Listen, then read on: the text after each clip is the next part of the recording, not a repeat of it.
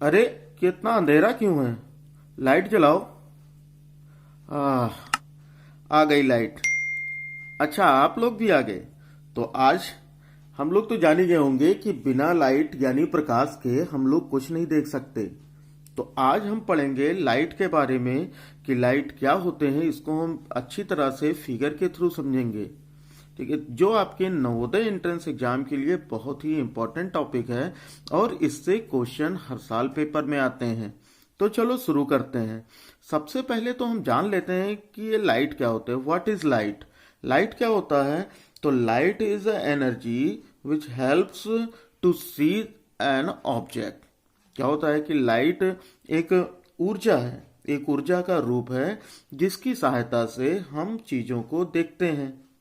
जैसे अभी देखो, क्या है कि ये एक सन है और ये कोई झाड़ी है।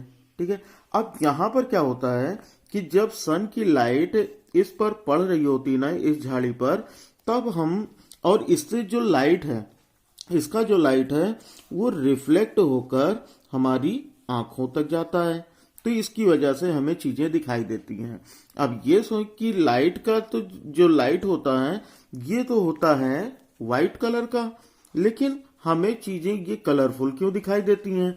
तो वाइट सन लाइट में केवल वाइट कलर ही नहीं होता, इसमें 7 कलर्स होते हैं जो हम आगे पढ़ेंगे। ठीक है, तो ये 7 कलर्स होते हैं और उन 7 कलर्स का रिफ्लेक्शन ही जिस भी कलर में हो वो हमें क्या करता है? रिफ्लेक्ट कर देता है और इस तरह से हमको चीजें दिखाई देने लगती हैं। तो समझ में आ गई होगी बात कि लाइट क्या होती है। तो प्रकाश ऊर्जा का वो रूप है, लाइट एनर्जी का वो फॉर्म है जिससे हम चीजों को देखते हैं। जब कोई भी लाइट किसी वस्तु पर पड़ती है तो रिफ्लेक्ट होकर यानी परावर्तित होकर हमारी आंखों तक उसका चित्र पहुंचता है, उसका इमेज पहुंचता है, जिसके वजह से हम लोग चीजों को देख पाते हैं। तो समझ में आ गई होगी बात। अब हम देख लेते हैं कि क्या क्या चीजें हैं important terms of related to light. अब देखो, ये फिगर मैंने ड्रॉ किया। अब इस फिगर में हम चीजें समझेंगे कि किस तरह से चीजें रिफ्लेक्ट होती हैं। सबसे पहले तो ये हमारा एक प्लेन सरफेस है। प्लेन सरफेस क्या होता है? प्लेन सरफेस का मतलब ये होता है कि समतल, हिंदी में बोलते हैं इसको समतल।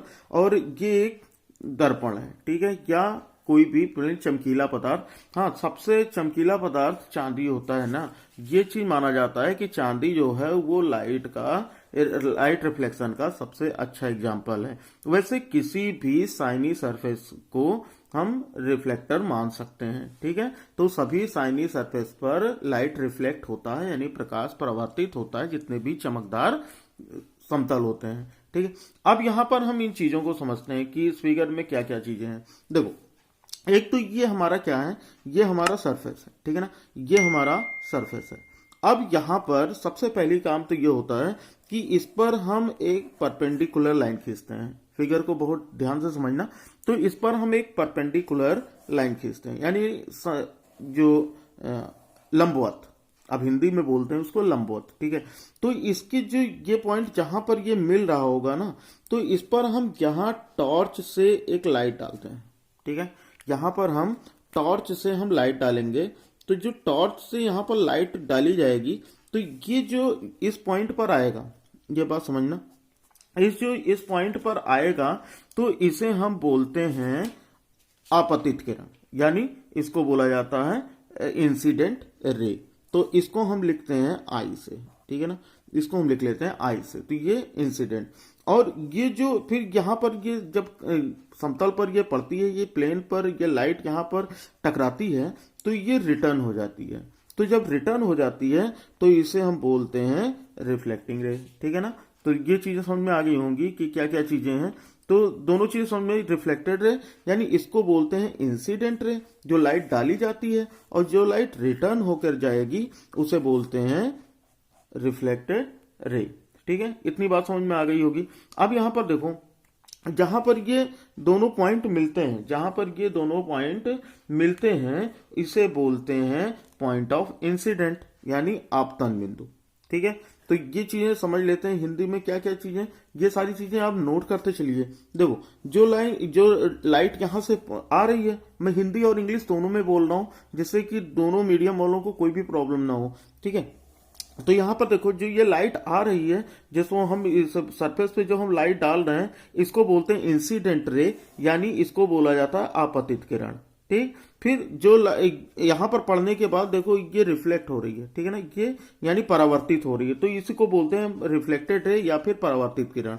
तो हम जो इंसिडेंट रे है, आपतित किरण, उसको हम आई से लिखते हैं, और जो रिफ्लेक्टेड रे है यानी परावर्तित किरण, उसको हम आर से लिखते हैं। अब सारी चीजें समझ लेते हैं। तो इसको बोलते हैं, जो ये वाली लाइन है इसको बोलते हैं नॉर्मल यानी अभिलंब, यानी आपतन बिंदु से पृष्ठ के लंबवत जो रेखा खींची जाती है उसे अभिलंब बोलते हैं, ठीक है। यानी जो भी सरफेस होगा उसके परपेंडिकुलर, जो भी सरफेस होगा उसके परपेंडिकुलर जो लाइन खींची जाती है, परपेंडिकुलर समझ गए होंगे, यानी 90 डिग्री, ठीक है, 90 डिग्री, यानी दोनों यहां से 90 डिग्री बनाते हुए इस पर से ये लाइन खींची जाए, ठीक है, ये समझ में आ गया। तो इसको बोलते हैं नॉर्मल या फिर अभिलंब। फिर इनके बीच जो ये हमारा इंसिडेंट रे है, जो हमारा आपतित किरण है, इनके बीच में जो एंगल बनेगा, देखो इनके बीच में और ये नॉर्मल, इनके बीच में जो एंगल बनता है इसे हम बोलते हैं आई, ठीक है, एंगल आई। तो इसे क्या बोलते हैं, एंगल ऑफ इंसिडेंट। और उसके बाद इस नॉर्मल और इनके बीच में जो रिफ्लेक्टेड रे है, परावर्तित किरण, इनके बीच में जो एंगल बनता है इसको बोलते हैं एंगल आर, ठीक। अब यहां पर देखो सारी चीजें हो गई, यानी इसको बोलते हैं एंगल ऑफ इंसिडेंट और इसको बोलते हैं एंगल ऑफ रिफ्लेक्शन। अब इसमें हमको समझने वाली चीज क्या है, यहां पर जो एंगल ऑफ इंसिडेंट है और एंगल ऑफ रिफ्लेक्शन, यानी जो आपतन कोण है और परावर्तन कोण, ये हमेशा क्या होते हैं, बराबर होते हैं। तो हम ये चीजें याद रखिएगा कि angle of incident always equals to angle of reflection, यानी एंगल ऑफ स्मॉल आर से लिखते हैं, मैंने कैपिटल आर लिख दिया तो ये स्मॉल आर लिखते हैं, ठीक है। तो ये हो जाएगा एंगल ऑफ रिफ्लेक्शन, यानी आपतन कोण सदैव परावर्तन कोण के बराबर होता है, या ये कहें कि परावर्तन कोण सदैव आपतन कोण के बराबर होता है, ठीक है। ये बात समझ में आ गई होगी। तो यहां पर देखो ये जो सरफेस होता है ना, ये जो सरफेस होता है, अगर मान लो ये कांच का होता तो क्या होता, ये कांच का होता तो यहां पर क्या होता है, ये ब्लैक कलर की पॉलिश की होती। अगर ये कांच, मतलब ये कोई मेटल भी हो सकता है, शाइनी मेटल भी हो सकता है, या फिर कोई भी जैसा आपका व्हाइट बोर्ड होता है वो भी शाइनिंग होता है। तो ये चीजें होती हैं, मतलब कोई भी ऐसी चीज जो बहुत ही चमकदार हो, ठीक है। तो चमकदार में मैंने क्या बता दिया कि चांदी यानी सिल्वर को सबसे अच्छा रिफ्लेक्टर मानते हैं, लेकिन कोई भी मेटल हो सकता है या कोई भी शाइनी सरफेस हो सकता है। तो समझ में आ गई होगी बात। अगर नहीं समझ में आती है तो वीडियो को जरूर से दोबारा देख लेना। अब हम देख लेते हैं रिफ्लेक्शन ऑफ लाइट। देखो क्या होता है कि जब रिफ्लेक्शन ऑफ लाइट, ये चीज समझ में आ गई कि जब कोई लाइट किसी पॉलिश्ड सरफेस पर गिरती है, जब कोई लाइट यानी इंसिडेंट होती है या आपतित होती है, तो उसका जो भाग होता है, अधिकांश भाग मतलब जो ज्यादातर क्या होता है कि वो टकराने के बाद लौट जाती है, ठीक है ना।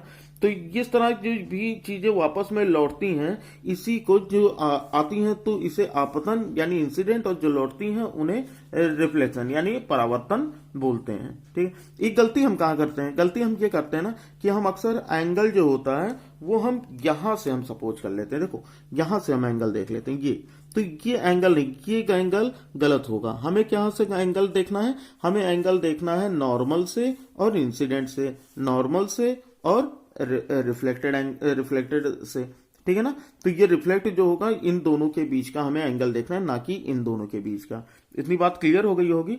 चलो आगे हम थोड़ा सा देख लेते हैं कि लॉज ऑफ रिफ्लेक्शन क्या होता है। देखते हैं कि regular and diffuse reflection of light क्या है, कि नियमित तथा विसरित प्रकाश के परावर्तन। ये देख लेते हैं कि अगर मान लो कोई भी हमारे पास सरफेस है, ये इस तरह का कोई पॉलिशदार सरफेस है, यहाँ पर हम इसको हम ब्लैक कलर से ये पॉलिश करते हैं, ठीक है। तो ये पॉलिश नहीं था तो अभी हम पॉलिश कर लेते हैं पहले, उसके बाद हम चीज़ों को समझते हैं। और तब तक जब तक मैं पॉलिश कर रहा हूँ तब तक आप वीडियो को लाइक और शेयर कर दीजिए, और अगर आप चैनल पर नए हैं तो चैनल को सब्सक्राइब कर बेल आइकन को प्रेस कर लीजिए ताकि हमारे हर वीडियो की नोटिफिकेशन आपको मिल सके। तो चलो अब देखते हैं, अब तक आप लोगों ने ये काम कर लिया होगा तो अब देखते हैं कि क्या होता है कि अगर मान लो कोई भी लाइट किसी सरफेस पर, किसी वेल पॉलिश्ड सरफेस पे पड़ती है, तो यहाँ पर क्या होता है कि एक चीज ये समझो कि जो भी यहाँ पर इस चीज में, पूरे फिगर में जो भी चीज बनती है, यानी क्या क्या चीजें बनती है कि जो हमारी आपतित किरण है, जो हमारा अविलंब है, और जो हमारा परावर्तित किरण है, यानी ये जो चीजें इनके बीच में ये कहीं पर एक यहाँ पर इनका नॉर्मल होगा, ठीक है ना। तो ये जो तीनों चीजें बनती हैं, क्या क्या बनती हैं कि इंसिडेंट रे, नॉर्मल और रिफ्लेक्टेड रे, ये तीनों एक ही सरफेस पे होंगे। देखो एक ही सरफेस का क्या मतलब है, जैसे हम मान लेते हैं कि ये हमारे पास ये हमारा सरफेस है और यहाँ पर ये दो रेज हैं इसके, और हम यहाँ पर एक और कर लेते हैं नॉर्मल को, ये हो गया हमारा नॉर्मल। तो ये चीज देखो, ये भागो नहीं भाई, यहाँ देखो बच्चे समझ रहे हैं। तो यहाँ पर देखो ये तीनों, ये समझ में आया ना। तो यहाँ पर देखो ये तीनों चीजें क्या क्या हैं, ये जो हमारा होगा येलो वाला, ये हो गया हमारा नॉर्मल, ठीक है। ये जो ब्लू वाला है ये हो गया इंसिडेंट रे, और ये ग्रीन वाला जो है ये क्या है, ये है रिफ्लेक्टेड रे। तो ये तीनों एक ही सरफेस में, एक ही सरफेस। अब ये समझो कि क्या अगला क्या होगा, अगर मान लो ये रे इधर की तरफ चली जाती तो ये एक ही सरफेस में ना होते, ये बात आई समझ में। अगर ये इधर की तरफ चली जाती तो एक ही सरफेस का मतलब क्या है कि ये तीनों एक ही बराबर में हो, ठीक है ना। यानी इसके ऊपर से कोई चीज, जैसे अब मान लो इधर चले जाती तो हम इसके बीच में इसको हम काट भी तो सकते हैं। तो यहां पर देखो ये समझ गए होगे कि ये क्या होता है, जो समतल होता है, ठीक है, ये सरफेस ये इस तरह से होता है, यानी एक ही प्लेन में होते हैं। तो तीनों चीजें क्या क्या चीजें थी, तो हम लोगों ने क्या क्या चीजें देखी कि जो हमारा इंसिडेंट रे है, और जो हमारा नॉर्मल है, और रिफ्लेक्टेड रे, ये तीनों एक ही सरफेस में होते हैं, ठीक है। चलो समझ में आ गया होगा। अब हम देख लेते हैं कि अगर मान लो कि हमारा ये जो प्लेन है ये बिल्कुल शाइनी है, ठीक है, ये प्लेन सरफेस है, तो यहाँ पर क्या होता है कि जो भी यहाँ पर इंसिडेंट रे होगी, जो भी आपतित किरण होगी, ठीक है, अगर ये देखो पैरेलल आ रहे हैं तो ये रिफ्लेक्ट भी पैरेलल ही होंगे, ये रिफ्लेक्ट भी पैरेलल ही होंगे। यानी कहने का मतलब क्या है कि अगर मान लो कि इन दोनों के बीच का डिस्टेंस सेम है, इन दोनों के बीच का डिस्टेंस सेम है, ठीक है, तो ये दोनों जो इंसिडेंट रे हैं, आपतित किरण है, इनके बीच का डिफरेंस, तो इनका जो रिफ्लेक्शन होगा, जो इनके बीच का रिफ्लेक्शन होगा, यानी जो परावर्तन होगा वो भी क्या होगा, बराबर होगा। ये बात आ गई समझ में। तो ये तो हो गया पहला। अब दूसरी चीज क्या होती है कि अगर मान लो ये जो हमारा सरफेस, ये हमारा सतह है, ये क्या होता है, ये खुरदुरा होता। खुरदुरा का क्या मतलब है कि टेढ़ा मेढ़ा होता, जैसे कि ये वाला फिगर देखो। अब इस वाले फिगर में देखो क्या क्या चीजें हमको दिखाई दे रही कि ये जो हमारा सरफेस है ये टेढ़ा मेढ़ा है। तो यहाँ पर हमने ये देखो, जो हमारा इंसिडेंट रे है, जो हमारी आपतित किरण है, उसको तो हमने पैरेलल दिया। पैरेलल का मतलब समझ लो, पैरेलल का मतलब क्या होता है कि दो ऐसे लाइंस जो कहीं पर इन्फानाइट तक अगर भी बढ़ाए जाए तो वो एक दूसरे को कहीं पर इंटरसेक्ट ना करें, यानी एक दूसरे को कहीं पर भी ये काट ना पाए, तो इन्हें बोलते हैं पैरेलल। तो ये तो पढ़े ही हो गए मैथ्स में। तो अगर हमने ये पैरेलल ये डाला, ठीक है, ये पैरेलल अगर हमने डाला, ये हमारा आई हो गया, ठीक है ना, ये हमने पैरेलल डाला, तो ये अगर ये टेढ़ा मेढ़ा हुआ तो इस जानते हो इसका क्या होगा कि ये कभी इधर की तरफ भाग जाएगा, ठीक है, ये कभी इधर की तरफ भाग गया और ये कभी इधर की तरफ भाग गया, यानी जो हमारा रिफ्लेक्शन होगा वो इरेगुलर हो जाएगा, यानी इधर उधर हो जाएगा। तो ये चीज थी, हमको ये चीज समझना था कि अगर सरफेस हमारा प्लेन हुआ, ठीक है, तो उनका रिफ्लेक्शन भी रेगुलर होगा, ठीक है। सरफेस अगर प्लेन हुआ तो उनका रिफ्लेक्शन, जो भी रेज होंगे उनका इंसिडेंट रेज, उनका रिफ्लेक्शन भी पैरेलल ही होगा। लेकिन अगर ये हमारा सरफेस टेढ़ा मेढ़ा हुआ या खुरदरा हुआ तो इनका जो इंसिडेंट रे है, जो भी आपतित किरण है, और उनका जो रिफ्लेक्शन होगा वो इरेगुलर हो जाएगा, यानी वो पैरेलल नहीं होगा।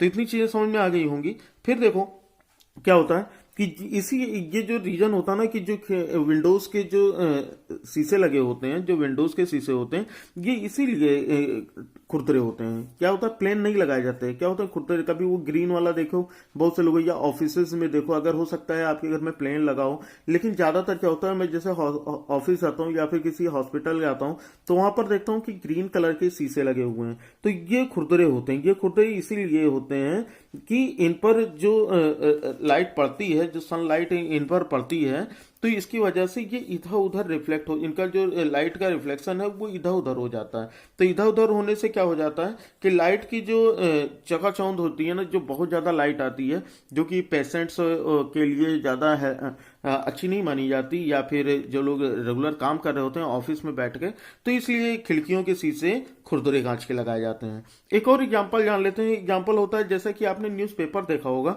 तो न्यूज़पेपर जो होता है, या फिर यानी जो न्यूज़पेपर होता है या फिर कोई बुक लीजिए आप, तो उस बुक के देखेंगे तो उसके बहुत अच्छे पेजेस नहीं होते हैं। वो इसीलिए अच्छे पेजेस नहीं होते, वो खुरदरे पेजेस होते हैं, वो रफ पेजेस होते हैं। जो आप रफ कॉपी यूज करते हो उसमें भी देखो तो वो रफ होते हैं, ठीक है। इसका ये रीजन क्या होता है कि इसका मतलब ये इधर उधर फैलता है ना, तो ये पूरी तरह से हर तरफ ले लेते हैं, यानी हमको तब चीजें साफ दिखाई देती हैं। यानी बुक हो या न्यूज़पेपर हो, ये इसीलिए ऐसे होते हैं, इसीलिए सस्ते कागज पर छापे जाते हैं, ताकि उस पर जो लाइट पड़ेगी उस लाइट से जो भी उनका रिफ्लेक्शन होगा वो हर दिशा में होगा, यानी हर तरफ हो जाएगा, ठीक है। तो उससे जो छोटे छोटे अक्षर जो होते हैं वो हम आसानी से पढ़ सकते हैं। तो ये तो रहा कि हमारा ये रेगुलर और reflection, diffused reflection of light. इस साथ में ये भी होता है, एक होता है मल्टीपल रिफ्लेक्शन। मल्टीपल रिफ्लेक्शन क्या होता है कि जब एक ही सरफेस से लाइट कई बार रिफ्लेक्ट हो, एक ही सरफेस से कई बार लाइट रिफ्लेक्ट होता है, तो इसको हम बोलते हैं कि ये मल्टीपल रिफ्लेक्शन है, ठीक है। अब ये कैसे हम समझते हैं, जैसे कि अगर मान लो लेजर लाइट आप लोगों ने देखी होगी, कभी लेजर लाइट देखो। लेजर लाइट अगर आप कांच पर किसी भी शीशे पर, जो भी घर में शीशा होगा, अगर उस पर रिफ्लेक्ट करोगे तो देखोगे वो कई बार रिफ्लेक्ट होती है, ठीक है ना। तो कई बार अगर रिफ्लेक्ट होती है तो उसे बोलते हैं मल्टीपल रिफ्लेक्शन। फिर एक होता है मल्टीपल इमेज। मल्टीपल इमेज कैसे बनता है, मल्टीपल इमेज के बारे में थोड़ी सी चीज समझ लेते हैं कि जैसे मान लेते हैं कि अगर हमारे पास दो शीशे हों, एक इधर इस तरह से रखा जाए, एक इधर से रखा जाए, और इनके बीच में ये कोई ऑब्जेक्ट रखा जाए, ठीक है ना, कोई वस्तु रखी जाए, तो इनके बीच में देखोगे तो कई सारे इमेज बनेंगे, कई सारे इमेज। जैसे अगर आप कभी बार्बर की शॉप पे गए हो बाल कटाने, तो देख रहे हैं कि आगे भी एक मिरर होता है, पीछे भी एक मिरर होता है। फिर आप शीशे में अगर ध्यान से देखोगे, देखा भी होगा बहुत से लोगों, अगर नहीं देखा होगा तो इस बार जाना तो जरूर देखना, तो उसमें देखो, उसमें जो हमारी खोपड़ी होती है बाल कटाने, तो बैक वाला हिस्सा पीछे वाले में दिखता है, उसके बाद उसके पीछे करते करते उसके अंदर कई सारे इमेज हमारे दिखते हैं, ठीक है ना। तो ये क्या होता है, मतलब अगर कोई भी चीज, अगर हमें मल्टीपल इमेज बनाना होता है तो हम वो कैसे बनाते हैं, वो होता है ना जितना भी अगर हम देखें तो वहां पर जो इमेज बनता है, यानी जितने भी नंबर ऑफ इमेज हैं वो क्या हो जाएंगे, वो 360 अपॉन थीटा माइनस 1 इमेज बनते हैं। थीटा का मतलब क्या हो, थीटा का मतलब ये होता है कि किस एंगल पे रखा गया है। हो सकता है एक इमेज इधर एक जो दर्पण है, जो शीशा है, जो मिरर है, वो इधर से रखा है, एक इधर से रखा हो सकता है, एक इधर रखा हो, एक इधर रखा हो, समझ आ रही है बात। या फिर आमने सामने भी रख सकते हैं। तो इनके बीच का जो एंगल होगा, वो एंगल हम यहाँ पर रखते हैं, तो यहाँ से हमें ये पता लग जाता है कि कितने नंबर ऑफ इमेज बनेंगे। तो ये हो जाता है 360 अपॉन थीटा माइनस 1। इस तरह के क्वेश्चन हो सकता है आपके पेपर में न्यूमेरिकल क्वेश्चन भी पूछ लिए जाएं, तो यहाँ पर ये फार्मूला अपना याद रखो। तो ये हम लोगों ने आज पढ़ लिया कि लाइट क्या होता है, लाइट के बेसिक्स के चीजों के बारे में। अब तक तो आप जान ही गए होंगे कि बिना लाइट के हम लोगों का जीवन पॉसिबल नहीं, हम लोगों की लाइफ पॉसिबल नहीं है। तो खैर, आप लोगों को अगर ये टॉपिक अच्छा लगा है तो वीडियो को लाइक कर दीजिए, अपने फ्रेंड्स में शेयर कर लीजिए, और चैनल पर सब्सक्राइब कर बेल आइकन को भी प्रेस कर लीजिए। और अगर आपने अभी हमारी पिछली वीडियोस नहीं देखी हैं तो सभी वीडियोस की जो प्लेलिस्ट है उसकी लिंक डिस्क्रिप्शन में दी गई है। साथ ही साथ आप हमारा व्हाट्सएप या फिर टेलीग्राम ग्रुप ज्वाइन कर सकते हैं, उसका भी लिंक डिस्क्रिप्शन में दिया गया है। तो सारी चीजें आप लोगों के लिए अवेलेबल है, बिल्कुल फ्री ऑफ कॉस्ट। जो भी चीजें मैं पढ़ाऊंगा उसकी हैंड रिटन नोट्स भी आपको प्रोवाइड करा दी जाएंगी, वो भी बिल्कुल फ्री में। तो इसके लिए केवल आपको ये काम करना है कि आपको चैनल को सब्सक्राइब कर बेल आइकन को प्रेस कर लेना है, ताकि हम नवोदय एंट्रेंस एग्जाम आसानी से क्वालिफाई कर सकें। उसके अलावा जितनी भी हेल्प हो सकेगी मैं आप लोगों की हेल्प करूंगा। अब मैंने एक चीज और भी सोच रखा है आप लोगों के लिए लाइव टेस्ट कराने का, लेकिन लाइव टेस्ट के लिए आपको थोड़ी सी मेरी हेल्प करनी पड़ेगी। या आपको जो भी सब्सक्राइबर आपको मेरे दिख रहे हैं इनको 10K तक पहुंचाना है। जिस दिन ये सब्सक्राइबर 10K हो जाएंगे उस दिन आप लोगों के लिए बेहतरीन लाइव टेस्ट शुरू किया जाएगा, जो कि आपके एग्जाम के लिए बहुत ही इम्पोर्टेंट है। तो चलिए फिर उम्मीद करता हूं कि आप लोग जरूर चैनल को, वीडियो को लाइक शेयर और चैनल को सब्सक्राइब करेंगे। चलिए फिर मिलते हैं अगले वीडियो में। अगले क्लास में हम लोग पढ़ेंगे दर्पण के बारे में, यानी मिरर के बारे में। तब तक पढ़ते रहो। जय हिंद, वंदे मातरम।